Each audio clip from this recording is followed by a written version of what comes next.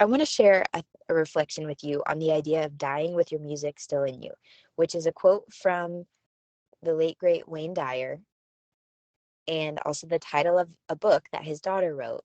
And I want to share it with you because I don't remember when I first heard this phrase, dying with your music still in you, but I'm pretty positive that as soon as I heard it, it instantly became my life's biggest fear. And I know I'm not the only one. Like, this is a very, and probably because, like reflects like, and whoever we're interacting with, like friends and clients, and a lot of people in my life have this fear of never living up to their full potential, air quotes, never living up to their full potential, dying with their music still in them, however you want to phrase it. And what I want to say is, spoiler alert, life is happening now. Honey, we're live. We are live streaming our music. We are live. We are alive. It is happening now. Are you choosing your music? Are you letting your music be selected for you? Is it like lip syncing? Is it an original tune? What's the beat? What's the jam? What's the bop? I want to know, because life is happening. You are playing music. Let's acknowledge and appreciate the music that you have been playing and sharing to date. Let's acknowledge it. Let's appreciate it. Let's observe it. Let's take note, literally and musically, figuratively, of what is the music that you've been playing to this point. What does it mean to you? What's significant to you? What feels really true? Like, yes, you're right. I have this like arm's length imaginary creative project that I'm keeping out there. And I feel like some kind of sense of panic and urgency that if I don't put it out there in this very specific form, then I ran out of time. I died with my music still in me. Fail. And that's actually just not how it works. To be cheesy, your life is your masterpiece, and it's now playing in theaters and parking lots where I'm sitting recording like a creep because there's actually a little gymnastics place right in front of me. I just got out of a massage. But I thought about this in my massage, and I wanted to record it with you before I even go home, because this is my music for tonight. That I don't want to die with this music still in me. I wanted to share this reframe with you and this perception shift with you in hopes that it helps wake you up to realize that life is happening now. Your music is playing. How do you feel about it? And I really, truly mean it in two ways. One, can you honor who you are, and can you honor what you have done and who you've been and what you have created in your life to this point?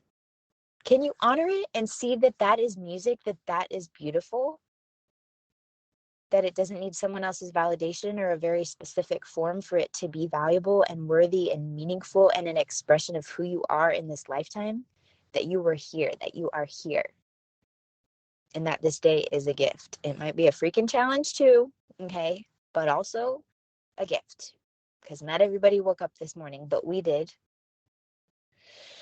And on that note, thinking about gratitude for life's music and things, if you're a parent, also challenge, yes, and huge blessing. And I was thinking about this because I was musing on this idea of dying with your music still in you, me, not you, me, whatever. Earlier this year, like months ago, and I was in a group of facilitators, DeMartini method facilitators, and I'm like, has anybody done the work on the fear of dying with your music still in you? Because I think it's a big thing for me and a lot of my clients. So I started thinking out loud and kind of coaching myself through it. And I'm like, okay, what are the benefits? Because if we have a fear, we're just perceiving there are more drawbacks than benefits to something. So what are the benefits to me and my highest values if I did, air quotes, die with my music still in me? So for me, it's this freaking book, this first Naptime Empires book that I really want to get out there. So that's just the easiest low-hanging fruit of the figurative music, the metaphorical music. And it's like, you know what? Okay, what if something were to happen to me, for example, on my way home tonight? I'm not speaking that to life. I don't think that's going to happen. I have great plans for tasting my birthday cake with my own teeth at age 100. But if that were to happen, what's the benefit to me, to my kids, you know? And what I realized was then they would know without a doubt, which hopefully I want them to know, that they are my music. Like being able to help them enter this world is one of the greatest gifts of my life. being able to help and hopefully support them and kind of stay out of the way of them developing into who they were authentically, genuinely meant to be, and following their interests and learning and supporting and challenging them in that process. Like, that's my life's work. That is freaking beautiful music. I love my people. They're not my people, right? Through me, not of me, or whatever the expression is. But like, I was thinking about that, and I was like, for example, Wayne Dyer's daughter wrote a book called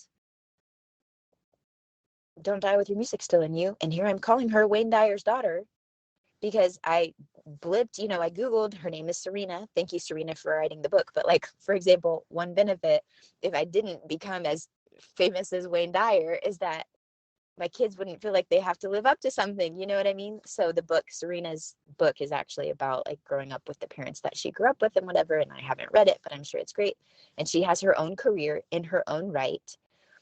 But does that make sense to you? Like the example of what I'm saying? It's like, there is a benefit if you don't just go blow your whole like life out of the water and become this, world renowned speaker, author, musician, literally, whatever it is.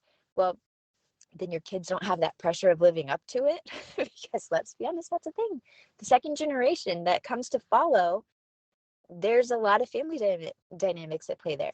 So anyway, that's a sidebar, but that's just one example of a benefit that I'm saying. It's like, it's okay. My kids are cool no matter what, whether I do my thing and become really well known in my industry for whatever the mark is that I want to make here, or if I don't, that is a beautiful, perfect thing. I get to decide.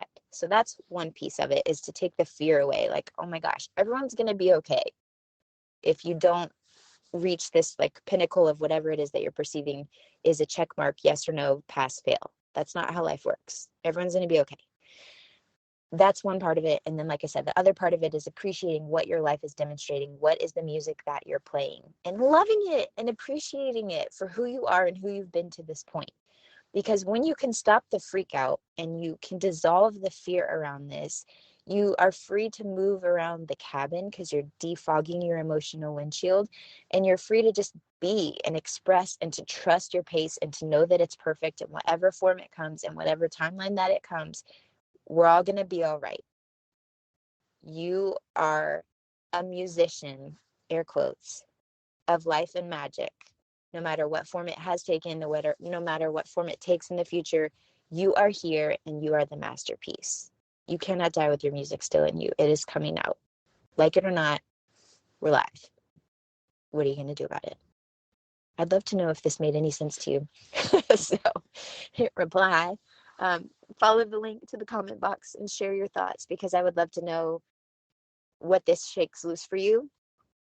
If it helps you feel like, oh, okay, it doesn't have to be that big of a deal. And then that's the sneaky thing, is when you let yourself know it doesn't have to be that big of a deal, then you can kind of, again, free yourself to go do the thing. But because you genuinely want to, not because you feel like you have to earn a cookie for humanity in this lifetime. Okay, that's all I got. I'll talk to you soon. Okay, technically that was the end of the episode, but since you're still here, 1, I'd love to thank you for spending part of your day with me, and 2, I'd love to ask you if you would take 30 seconds, maybe 60, to leave a rating and review in your podcast app before you tap out today. If you've already done that, it's amazing. Please send me a screenshot so I can thank you personally, and know that sharing this episode with a friend has the same magical powers, and I deeply appreciate both. Also, in case you're listening to the end to see if I ever actually introduce myself, hi! My name is Nikki Elledge Brown. I'm the host and author of Naptime Empires and this here On Her Terms podcast. You can find me around the internet at Nikki Elledge Brown in most places, but what you may appreciate most is actually over at onherterms.com. It's what I call the insider library. It's where you can get inside scoop, first listen rights, email updates every time there's a new episode, and then special insider only bonus content. It's all over in our private feed. Okay, that's a wrap for real. I'll meet you in the next episode.